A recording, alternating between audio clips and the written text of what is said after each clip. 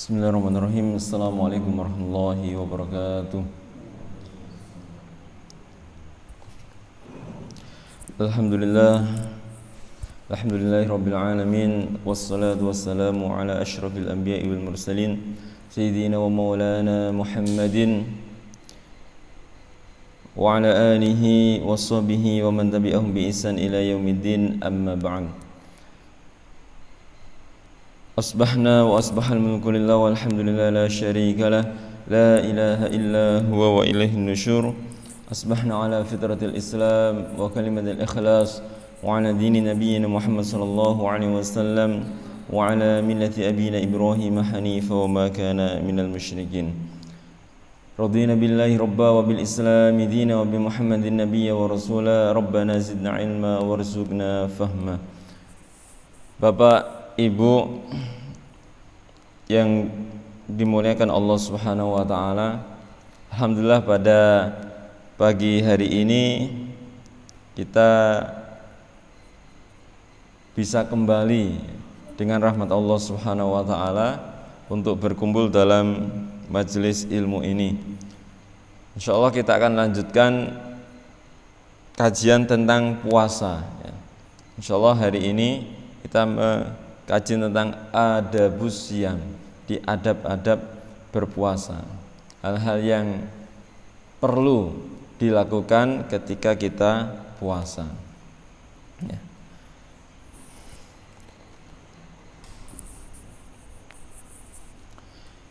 Qala al-muallif rahimahullah, adabus siyam, jadi adab-adab puasa.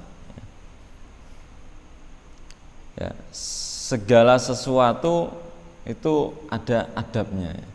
Maka sampai-sampai Kanjeng Nabi ketika diutus oleh Allah Subhanahu wa taala, ya, itu mengatakan atau bersabda, innama bu'itsu liutammima makarimal akhlak. Sesungguhnya aku itu diutus untuk menyempurnakan akhlak. Jadi luar biasa, ya. Apa yang dilakukan Kanjeng Nabi dalam merubah masyarakat yang dulunya tidak berakhlak, orang-orang Arab itu, ya. Apalagi terhadap wanita. Wanita itu kelas rendahan, ya. Bahkan lebih rendah daripada setan. Itu pemikiran orang-orang Arab dahulu, ya. Adanya perbudakan juga, ya. Perbudakan itu bukan pembantu, tetapi ya budak. Jadi budak itu seperti barang. Di barang yang sudah kita beli itu mau kita apakan kan bebas saja, karena itu milik kita. Nah, sama budak ini adalah barang tapi berupa manusia. Ini. Tapi itu kemudian mampu dirubah oleh Rasulullah Muhammad SAW. Hari ini kita mengkaji tentang adabus siyam. Wa yustahabbu lis-shaim an yura'iya fi siyamihi al-adab al-atiyah. Dianjurkan bagi orang yang berpuasa ay yura'iya, apa oleh memperhatikan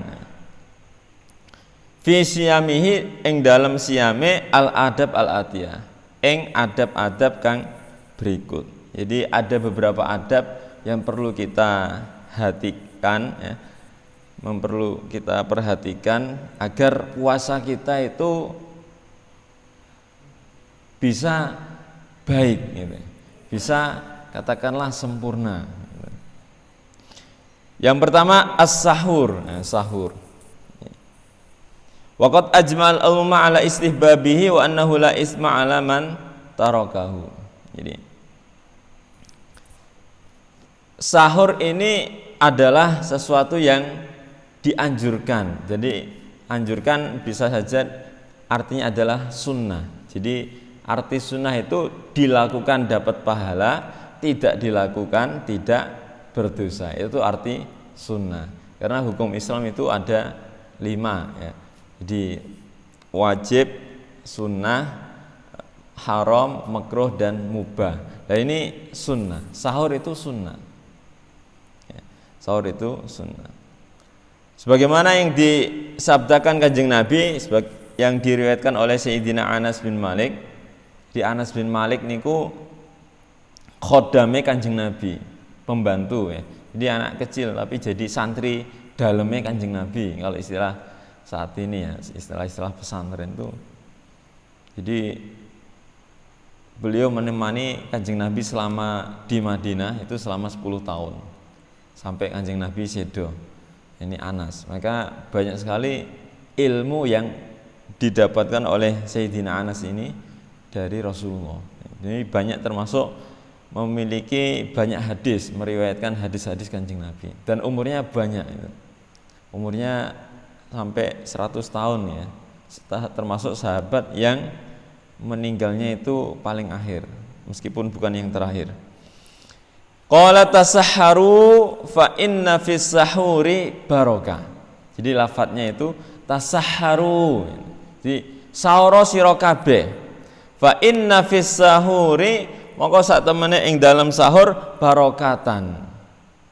Ismu inna barokah, terdapat keberkahan. Jadi ini perintahnya Kanjeng Nabi kepada umatnya yang mau melakukan puasa untuk melakukan sahur ya. Melakukan sahur. Alaikum bihadas sahur fa innahu huwal ghidha al mubarak ya. Jadi Kanjeng Nabi memerintahkan sahur. Dalam riwayat itu ada yang mengatakan walau jur'atu ma'in, meskipun hanya seteguk air, terus katakan sahur. Ya, terkadang kan ada yang ya pokoknya wajib, apalagi orang Indonesia itu kan wajib ya nasi misal. Maksudnya wajib itu bukan masuk dalam ranah fikih. Ya orang Indonesia kalau belum makan nasi kan boten ma'am nih gue. Meskipun udah makan bakso, mie ayam, nah itu belum ma'am. Ya. Makanya repot kalau kita udah biasa seperti itu, nanti repot ketika kita keluar negeri gitu. Misal dulu di Sudan pertama-tama ya diejek orang Sudan. Jadi ketika saya cari hal rus mewujud, anda asi. Jadi ada nggak nasi? Oh, kamu orang Asia ya? Nggak digituin gitu. Orang Asia, orang Cina, ya, orang ini sama ya. Ya, carinya nasi. Karena sana ya roti seperti itu. Ya, roti atau ya kalau shawarma apa? Kebab kayak gitu ya. Di Eropa juga sama ya. Di Turki itu sama. Dalam arti ya enggak. Nasi itu bukan makanan pokok. Meskipun kita udah makan nasi roti banyak, tapi kalau belum nasi ya masih ya belum makan gitu ya. Gitu. Jadi adatnya orang itu memang masing-masing dalam masalah makanan ya. Kata saharu, yang penting itu sahur. Nah ini. Walau jur'atu ma'in, meskipun hanya seteguk air. Maksud berkah ini apa? Karena itu mengandung berkah. Wasababul barakah annahu yuqawi as-shaim wa yunshituhu wa yahunu alaihi as-shaum. Jadi salah satu keberkahan orang yang sahur itu adalah dia akan terasa kuat. Kuat dalam menjalankan puasa. Wa yunshituhu ya, ada semangat lagi, ada energi lagi ya ini. Dan ini memudahkan dia untuk melakukan ibadah puasa. Ya, walau jur'atu ma'in. Juga ada riwayat an Abi Sa'id Al-Khudri anna Rasulullah sallallahu alaihi wasallam qala as-sahuru barakah fala tad'uhu. Sahur niku berkah. Maka janganlah kalian meninggalkannya. Walau ay yajra' ahadukum jur'ata ma'in. Dalam riwayat meskipun hanya minum seteguk air. Ini. Itu sudah dikategorikan sahur dan itu ya, syarat mendapatkan keberkahan. Fa innallaha wa malaikatahu yusholluna 'alal mutasahhirin. Nah ini. Yang lebih agung lagi adalah sak temene Gusti Allah wa malaikatahu lan para malaikate yusholluna. Nah, yusholluna itu artinya berdoa. Jadi sholla yusolli itu artinya berdoa. Yusolli ala nabi, sholawatlah kepada nabi, maksudnya adalah doa kepada nabi. Atau kita sholat, ya, sholat yusolli sholat. Sholat itu artinya secara bahasa adalah doa. Yusolluna alal mutasahirin. Sak temene Gusti Allah lan para malaikate iku padha ndongake, ya, keapian pada orang-orang yang melakukan sahur. Ini rawahu Imam Ahmad. Jadi perintah sahur itu meskipun sunnah, jadi bukan wajib. Seandainya kita tidak sahur nggak apa-apa, tetapi kita kehilangan berkahnya kan itu. Meskipun hanya seteguk air. Dan juga kehilangan doa dari Allah Subhanahu wa taala. Maksudnya doa dari Allah adalah rahmat dari Allah Subhanahu wa taala. Jadi ini penting. Bahkan Rasulullah SAW juga bersabda, la tazalu ummati bi khairin ma'ajjalul fitra wa akharu as-sahur. Umatku senantiasa dalam kebaikan selama dia mau menyegerakan berbuka. Jadi ketika waktu masuk maghrib berbuka, ini termasuk amalan yang disunahkan Kanjeng Nabi. Dan wa akharu as-sahur, dan mengakhirkan waktu sahur. Ya katakanlah misal 4:30 waktu sahur tiba. Nah ini ya kalau sahur jangan jam 2 gitu. Karena kalau jam 2 ya ini nanti ya masih agak lama. Wa akharu as-sahur, ya kira-kira ya, mendekati imsak gitulah. Maksudnya katakanlah ya 3:30 seperti itu. Atau jam 3. Jadi tidak terlalu jauh waktunya dari waktu batas akhir waktu as-sahur. Jadi ini penting ya. Karena dulu ada sahabat Rasulullah itu lucu ya. Jadi dulu ada orang bekerja, jadi bekerja capek. Terus sampai di rumah sorenya tidur karena kecapean. Ya, kalau dulu nggak ada kantor, ya, ini nggak ada kantor, jadi kecapean. Setelah tidur bablas sampai waktu maghrib, waktu berbuka selesai. Istrinya kaget, wah celaka ini, kamu nggak boleh lagi berbuka. Jadi dulu itu seperti itu. Jadi kalau maghrib nggak buka, maka harus lanjutin lagi. Nah ini sampai hari berikutnya. Nah, ketika siang harinya, ya berarti kan nggak sahur itu. Siang harinya kerja lagi, ya sampai capek karena nggak punya, yang kemarinnya udah capek, sini ini akhirnya pingsan. Ya. Nah, dari situlah kemudian ayat itu dinasakh atau hukum itu dinasakh dengan ayat uhillalakum lailatus syiyami arrafasu ila nisaikum. Nah, ini hukumnya dihapus dalam arti setelah itu bahwa ketika sudah masuk walam maka itu adalah waktu berbuka. Jadi juga menunjukkan bahwa waktu sahur, ya, kalau orang itu sahur maka akan menjadi lebih kuat dalam melakukan puasa. Adab yang kedua atau kesunahan yang kedua adalah ta'jilu al-fitr, ya, ta'jil al-fitri, menyegerakan berbuka ketika sudah waktu berbuka. Ini bagus ya. Jadi tidak menunggu-nunggu atau menunda-nunda waktu berbuka jika sudah masuk waktunya ya. Sebagaimana hadis tadi, la yazalu an-nasu bi khairin ma'ajjalu al-fitr.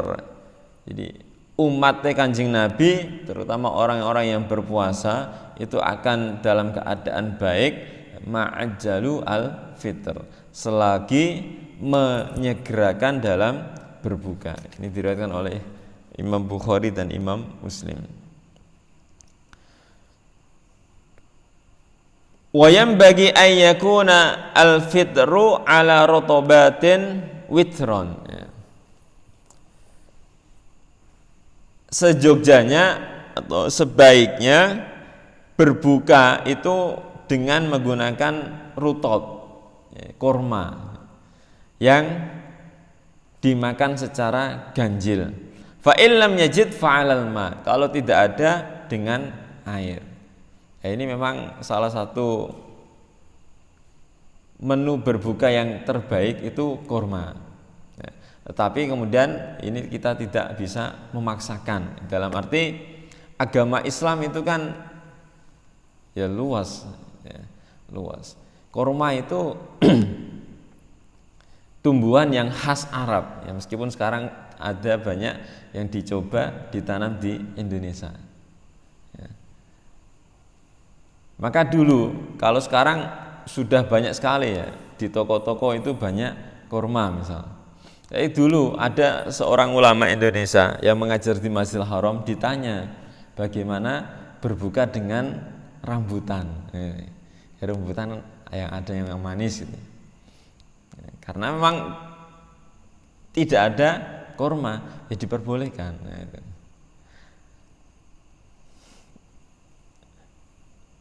Fa'an Anas qala kana Rasulullah sallallahu alaihi wasallam yuftiru ala rutobatin qabla ayyusolli. Bahwa Kanjeng Nabi itu ketika berbuka dengan rutob, ya, kurma-kurma sebelum beliau melaksanakan sholat.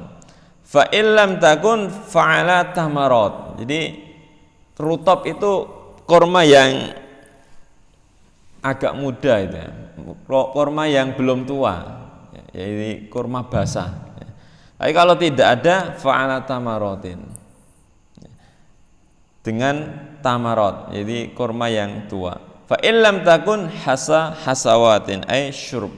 Ya kalau tidak ada cukup minum. Kanjeng Nabi itu luar biasa. Piyambake niku boten neko-neko. Ya. Bahkan makannya itu seadanya. Padahal Kanjeng Nabi itu nek pengen sugih nggih, sugih. Bahkan paling sugih di dunia itu. Itu Kanjeng Nabi. Tapi piyambake misal perang itu misal, ketika perang ada perang, beliau itu setidaknya mendapatkan ghanimah itu adalah 1/5 atau 20%-nya. Kalau ada ghanimah, harta yang diambil dari peperangan ya, itu ada 100 onta, maka piyambake dapat 20 onta. Ya. Tapi setiap harta yang beliau dapatkan, yang diperoleh itu tidak pernah disimpan di rumahnya. Disimpannya itu dibagi-bagi keneng sahabat-sahabatnya yang miskin, yang duafa seperti itu. Seperti yang kemarin kita kaji bersama. Ada sahabatnya yang batal puasanya karena berhubungan suami istri siang hari, disuruh bayar puasa 2 bulan nggak bisa, disuruh bayar memberi makan kepada orang miskin 60 orang juga nggak mampu, alasannya tidak ada yang miskin daripada saya gitu. Lah ini Kanjeng Nabi sedekah kayak. Bahkan harta-harta itu tidak pernah masuk ke rumah Rasulullah sampai terbenam matahari. Itu Kanjeng Nabi. Bahkan pernah 2 bulan itu tidak pernah masak. Nah, itu.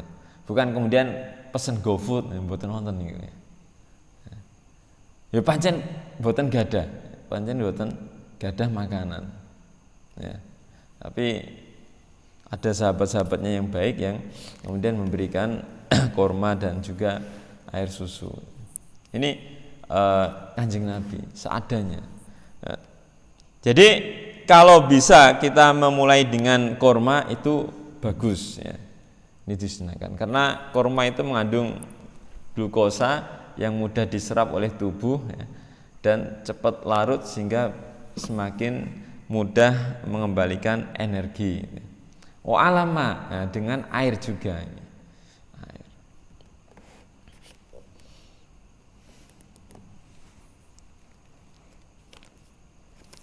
Fa innal ma tahurun, karena sesungguhnya air itu suci, ya. Fa innal ma tahurun. Jadi bersegera berbuka. Bersegera berbuka. Kemudian yang ketiga adalah ad-du'a indal fitri wa asna isyam. Nah, ini. Ad-du'a indal fitri. Berdoa ketika berbuka puasa wa asna'a asyam, dan ketika menjalankan puasa. Nah, ada ayat di dalam surat Al-Baqarah. Jadi Al-Baqarah ini atau di dalam Al-Qur'an ayat yang menjelaskan puasa itu renten beruntun itu. Dari Al-Baqarah 183 sampai 187 yang biasanya dimulai ya ayyuhalladzina amanu kutiba alaikumus syiyamu kama kutiba alal ladzina min qablikum la'allakum tattaqun. Ini 183. Nah, di tengah-tengah ayat puasa ini itu ada ayat di 186 Allah berfirman wa idza sa'alaka ibadi anni fa inni qaribun. Jika salah seorang hambaku bertanya kepadaku tentang diriku, fa inni qarib, sesungguhnya aku itu dekat. Ujibu da'watad da'i idza da'ani, aku kabulkan doane wong kang donga. Orang yang berdoa aku kabulkan. Idza da'ani, nalikane doa kepadaku. Nah, ayat ini tuh diantara ayat-ayat puasa. Maka dulu itu saya ditanyai, ya kita ya, murid-muridnya. Jadi Kiai Muslih Abdul Karim, jadi dulu guru saya di Jakarta. Kenapa ayat ini berada di antara ayat-ayat puasa?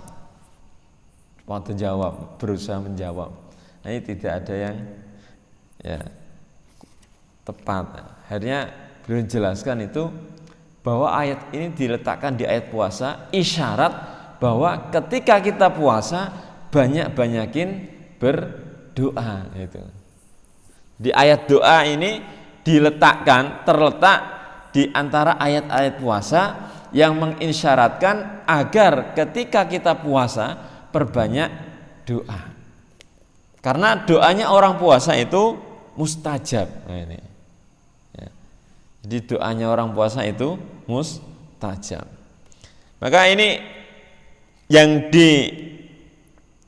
disabdakan oleh Kanjeng Nabi sebagaimana an Abdullah bin Amr bin As anna Nabi sallallahu alaihi wasallam qala innalis shaim inda fitrihi da'watan maturad. Sesungguhnya bagi orang yang berpuasa ketika berbuka ada doa yang tidak ditolak. Ya, maturat maksudnya adalah tidak ditolak, dikabulkan Gusti Allah. Waktu Ramadan itu banyak berdoa. Ya, ketika kita habis sahur berkah, waktu mustajab. Ketika kita puasa sendiri itu juga ya, waktu berdoa. Di kita puasa, doanya orang puasa itu mustajab. Ya. Ketika berbuka juga mustajab ini. Jadi banyak-banyakin doa. Justru Gusti Allah itu senang kalau kita itu doa. Gitu. Senang kalau kita itu berdoa. Dan ini mesti dikabulkan. Ya. Ada hadis yang saya mungkin baca di tafsir itu ya. Jadi ma min muslimin yad'ullaha illa laisa fihi ismun wala qati'atu rahmin illa a'tallah ihda salasi khisal. Jadi seorang muslim yang berdoa yang terpenting tidak ada atau tidak mengandung dosa ataupun memutuskan hubungan silaturahim, mesti Gusti Allah bakal balas. Kabulkan doanya. Pertama, ayyu'ajjilallah da'watahu. Allah segerakan doanya itu. Nah, ini disegerakan doanya oleh Gusti Allah, maksud dikabulkan di dunia. Au ayyaddakhira lahu fil akhirah, atau pahala-pahala doane atau doa-doane nanti seandainya tidak dikabulkan di dunia, nanti itu menjadi simpanan di akhirat. Wafi Gusti Allah, ya rahmane Gusti Allah. Au ayyusraf anhu as-su' mislahu, atau dipalingkan dari musibah atau keburukan, ya, yang semisalnya. Jadi ini jaminan bahwa doa yang dipanjatkan kepada Allah itu mesti dikabulkan. Enak ya. Maka banyak doa itu banyak dikabulkan, banyak pahala. Ya, bagus, doa paling bagus adalah doa yang di dalam Al-Qur'an.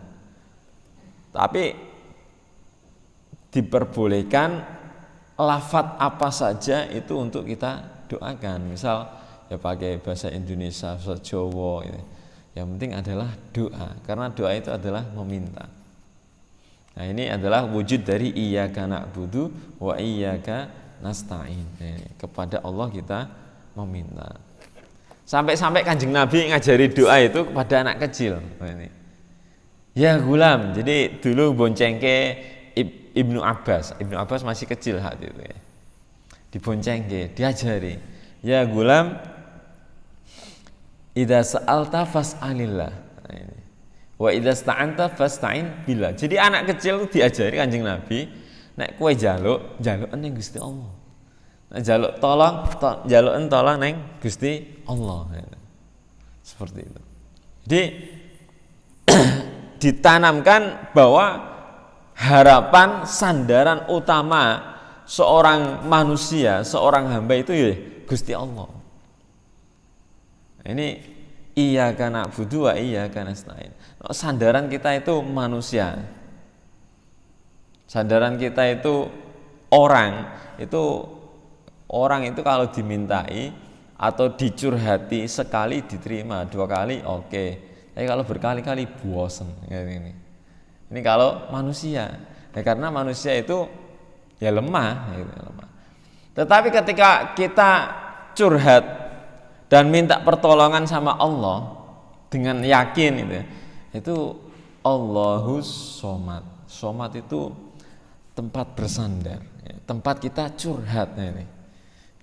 Insya Allah diterima semua oleh Allah Subhanahu Wa Taala. Dan janji Gusti Allah akan mengabulkan doa. Dan salah satu hal yang memudahkan istijabah doa adalah kita kalau mau berdoa diawali dengan memuji Allah dan bersolawat kepada Rasul. Itu doa yang insya Allah setelah itu doanya itu doa mustajab. Ya.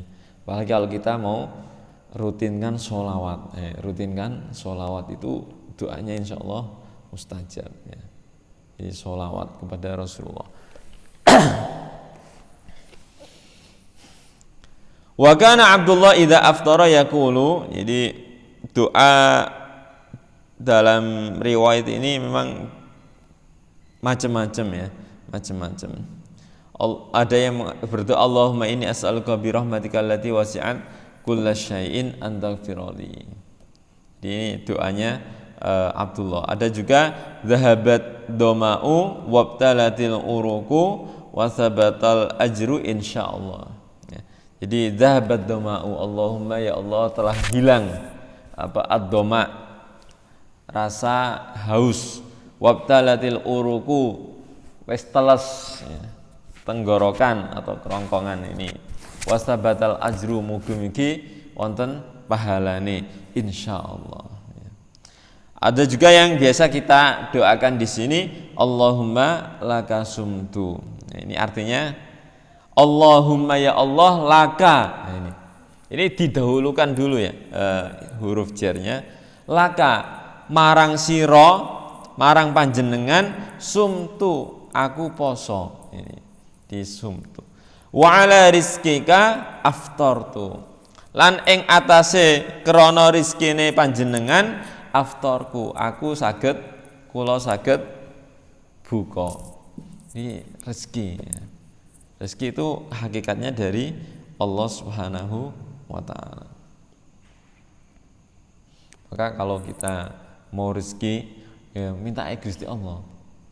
Nah, di waktu-waktu mustajab ini perbanyak doa untuk hajat-hajat kita, doa untuk dunia, doa untuk akhirat ini.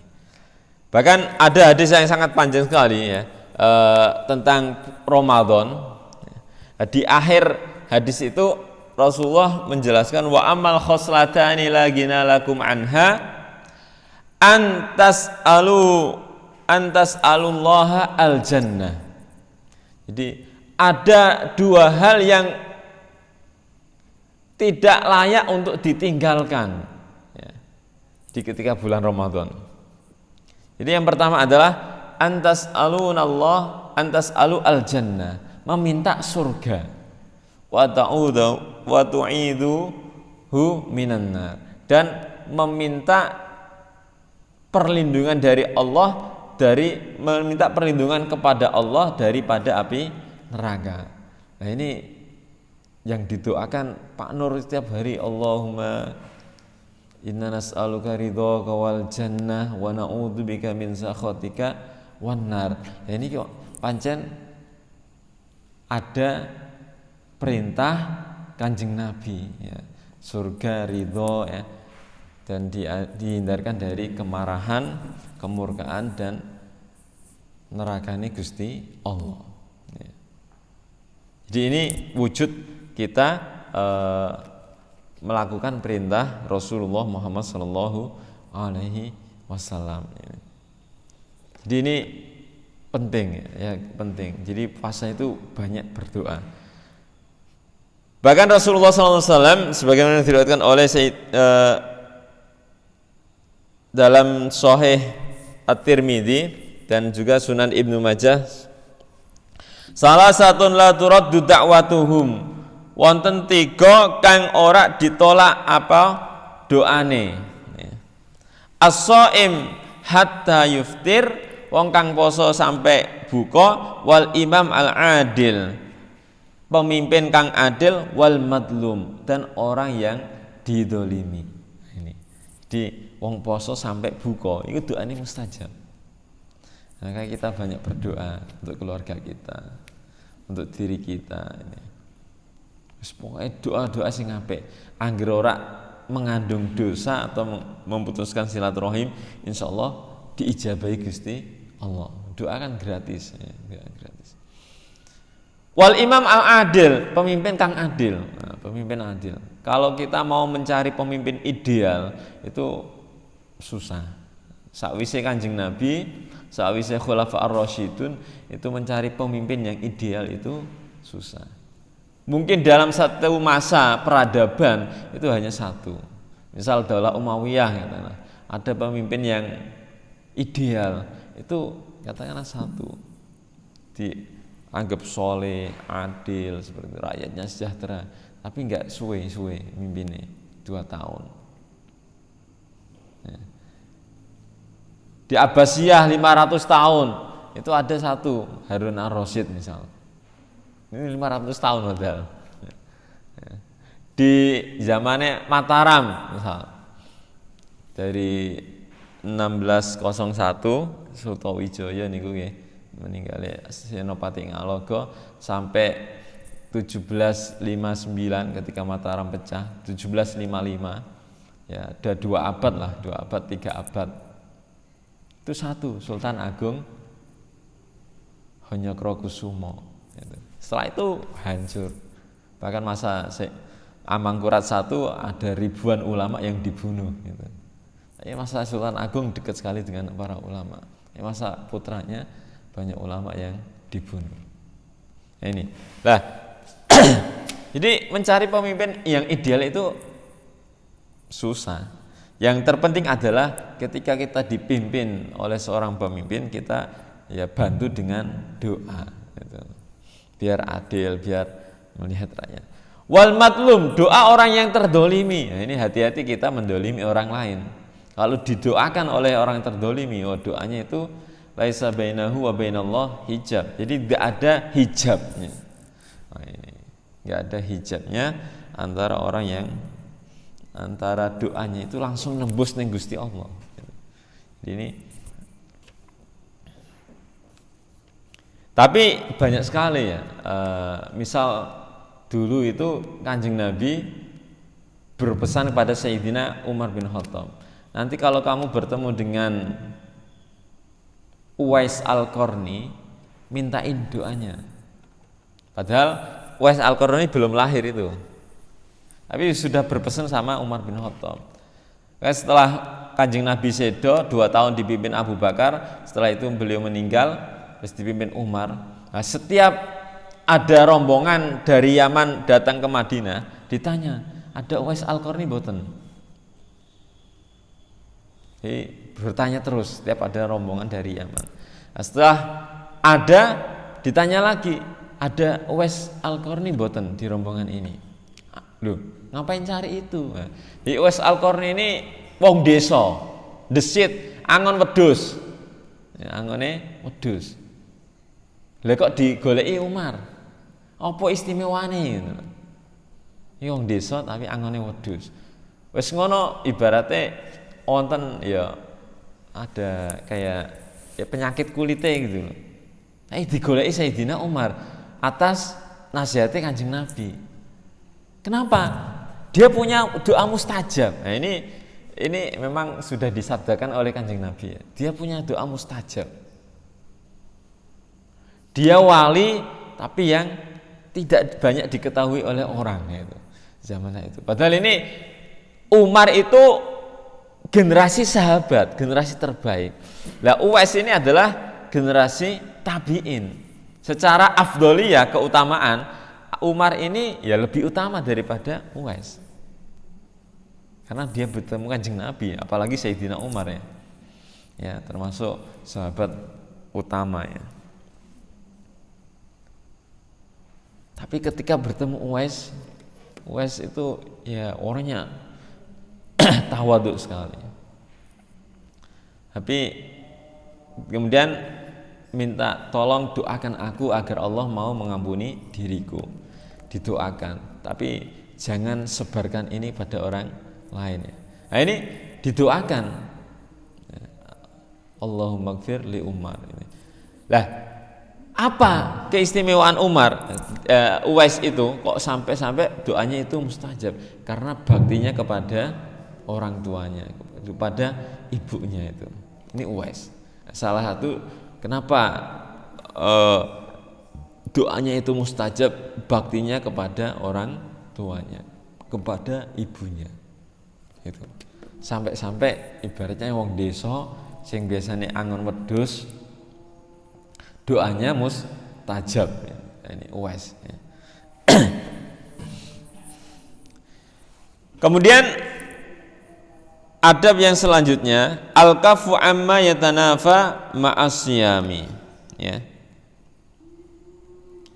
Menahan diri dari segala hal yang bisa menghilangkan puasa,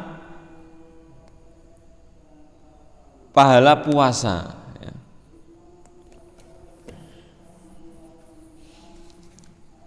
Atau menahan diri, menjauhkan diri dari segala perbuatan-perbuatan yang bisa membatalkan puasa. Wasyamu ibadatun min afdolil qurubat.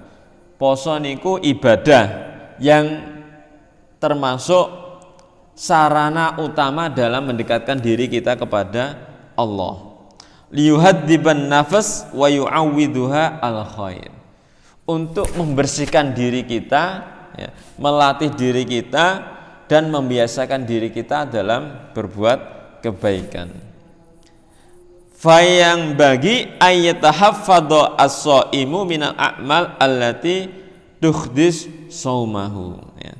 Maka baiknya orang yang berpuasa menjaga dirinya dari melakukan amalan-amalan yang bisa merusak puasa hatta yantafi'a bi asyam, sampai poso niku nggih ngawahi manfaat kanggo dirine wa tahsululahu taqwa, dan diperoleh ketakwaan. Di ben poso ini gak sia-sia. Eman nek kita puasa dari terbit fajar sampai terbenam matahari kok pahalane hilang. Puasane sah tapi pahalane hilangin rugi. Nah, makanya dijaga. Ya. Sebagaimana yang disabdakan oleh Rasulullah SAW dari Abu Hurairah, anna Nabi sallallahu alaihi wasallam qala laisa siyamu minal akli wasyurbi innama siyamu minal lagwi warrafasi. Poso niku boten mung menahan diri dari makan dan minum, ananging poso juga menahan diri dari al-lagwi, ya, wal rafasi, menahan diri dari perbuatan yang sia-sia, tidak bermanfaat, dan juga rafas, berkata keji atau berbuat berkata yang tercela. Fa in sabbaga ahadun au jahila alaika faqala faqul inni shaim. Maka nalikane diomong wong, misal digosipke wong, dicela wong, faqala inni shaim, aku wis lagi poso, moh ngomong. Nah ini loh apik, ini biar apa? Puasa kita pahalanya ada, jadi tidak sia-sia. Ini shaim, ya, aku poso. Nah, poso dalam arti juga menahan puasa, menahan tidak makan, menahan mulut, ya, dari berbicara hal-hal yang tercela, yang tidak bermanfaat. Ini. Maka ini juga ditegaskan Kanjeng Nabi, rubba shaimin laisa lahu min siyami illal ju, banyak sangat wong kang poso namung boten wonten pahalane kejaba lapar. Wa rubba qaimin laisa lahu min qiyami illa sahar, dan banyak orang yang melakukan qiyam atau misal sholat, ya, tetapi hanya yang didapatkan adalah melek antok, dalam arti begadang saja, capek saja. Maka puasa, sholat itu harus dilakukan karena Allah. Ketika dilakukan karena Allah, ini akan menjadi, ya, pembersih hati kita dan membersihkan hati ini dari segala hal yang penyakit-penyakit hati, ya, penyakit-penyakit hati. Kemudian al-judu wa mudarasatul Quran, ya. Lomo itu apa? Dermawan, al-jud itu dermawan. Wa mudarasatul Quran, dan deres Al-Quran. Ya, bulan Ramadan itu bulan Al-Quran, maka banyak-banyak setidaknya kita kembali kepada Al-Quran, mengaji Al-Quran, ya, mengaji Al-Quran. Hal ini Kanjeng Nabi niku kana Rasulullah ajwadan nasi. Rasulullah iku wong kang paling dermawan. Wa kana ajwada ma yakunu fi Ramadan. Luweh-luweh dermawan malih nek wonten ing bulan Ramadan. Kanjeng Nabi. Hina yalqahu Jibril, nalikane ditemui malaikat Jibril. Jadi malaikat Jibril itu setiap malam, wa kana yalqahu fi kulli lailatin min Ramadan fayudarisuhul Quran. Setiap malam malaikat Jibril itu nemui Kanjeng Nabi, deres Al-Quran bareng Kanjeng Nabi, dibaca Al-Quran. Fala Rasulullah ajwada bil khair minar rih al-mursala. Jadi Kanjeng Nabi kalau kita mau bicara dermawan Kanjeng Nabi itu Masya Allah banyak sekali dan indah terus, ya. Itu Kanjeng Nabi. Dia enggak pernah takut fakir, itu Kanjeng Nabi. Makanya beliau itu mengatakan mana kosot malun min sodakos, harta itu orang bakal kurang songko sedekah. Justru kalau orang sedekah itu bahkan hartanya itu akan bertambah gitu. Sedekah artinya adalah kejujuran, ya. Jadi orang mengeluarkan sedekah itu jujur dari hatinya, ya. Maka dalam Islam itu ada konsep az-zakah juga, ya. Zakah itu artinya tambah, Wong zakat ke hartane itu justru akan menambah hartane, baik di dunia ataupun di akhirat. Itu wong sedekah, wong zakat itu. Ya. Maka para sahabat itu, misal Sayyidina Utsman itu kaya raya, dulu menginfakkan hartanya entek-entekan, tapi ora entek terus. Bahkan ada tanah Sayyidina Utsman yang dulu diwakafkan, itu sampai sekarang itu masih menghasilkan duit banyak. Ya, kebun kurmanya Sayyidina Utsman itu masih ada. Itu diwakafkan untuk umat. Dan saat ini di Mekah, di Madinah itu masih ada kebun itu. Coba, udah berapa abad itu ya, 1500-an tahun yang lalu. Tapi pahalanya ngalir dan masih menghasilkan duit ini, ya. Ini. Jadi kita deres Al-Qur'an ya. Maksudnya jangan tinggalkan Al-Qur'an di bulan Ramadan dekat. Ya mulai kita ngaji.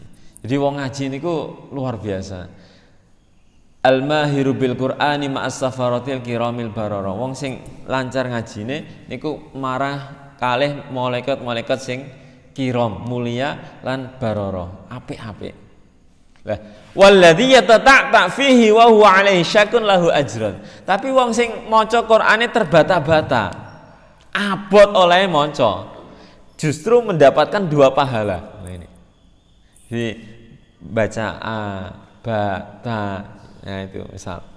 Itu diniati maca Qur'an, itu dapat 2 pahala. Pahala pertama ketika dia mau belajar, pahala kedua adalah ketika dia sudah lancar, dinaikkan, di-upgrade untuk bersama malaikat-malaikat barara. Tidak hanya itu, alif bata yang kita baca itu 1 alif 1 huruf itu pahalanya adalah 10 pahala. Ya. Jadi kalau kita bismillahirrahmanirrahim, sudah berapa pahala yang didapat? Ya minimal kalau kita nggak hatam, setiap hari kita baca kulhu 3 kali gitu ya. Jadi kulhu 3 kali itu sama dengan hatam. Kalau kulhu kan insya Allah semuanya bisa ya. Kul huwallahu ahad, Allahu subhanahu wa ta'ala kufuwan ahad. Ini insya Allah itu hatam ya. Atau nanti ya kita hataman bareng di sini tanggal 17 Ramadan. Insya Allah kita akan hataman. Kemudian al-istihad fil ibadah fil ashri al-awahir min Ramadan. Yang terakhir adalah sungguh-sungguh dalam beribadah, terutama pada 10 terakhir bulan Ramadan. Ini sungguh-sungguh ya. Jadi ini adalah ada malam istimewa yang disebut dengan malam Lailatul Qadar. Nah, malam ini lebih baik 1 malam, tetapi lebih baik daripada 1000 bulan. 1000 bulan itu kalau dihitung sekitar 83 tahun. Jadi ibadah 1 malam, tetapi kalau kita menjumpai itu, maka ini sama dengan ibadah selama 80 tahun. Nah, padahal usia kita kan nggak sampai. Ya, kecuali oleh orang-orang yang ya dipanjangkan oleh umurnya oleh Gusti Allah. Jadi kalau setiap tahun kita dapat ini, maka kita pahala kita banyak, bisa mengungguli umat-umat sebelum umat Rasulullah. Karena umat dulu kan panjang-panjang ya. Nah ini. Tapi itu misteri. Nanti insya Allah kita kaji lebih dalam lagi tentang malam Lailatul Qadar. Ya. Jadi ini adab-adab puasa, hal-hal yang perlu kita lakukan, mulai dari sahur, menyegerakan berbuka, memperbanyak doa, ya, juga menahan diri dari perbuatan-perbuatan maksiat, ya, serta mendekatkan diri kepada Allah dengan banyak membaca Al-Quran serta ibadah, khususnya nanti di 10 terakhir bulan Ramadan. Semoga Allah Subhanahu wa taala memberikan kita kemampuan untuk melakukan itu semua dan menjadikan puasa kita ada pahalanya dan kita diberikan ridho dan surga Allah Subhanahu wa taala. Demikian kita kaji pada hari ini dan kita akhiri dengan baca hamdalah. Alhamdulillahirabbil alamin. Subhanakallahumma wa bihamdika asyhadu an la ilaha illa anta astaghfiruka wa atubu ilaik. Assalamualaikum warahmatullahi wabarakatuh. Allahumma shalli ala sayyidina Muhammad.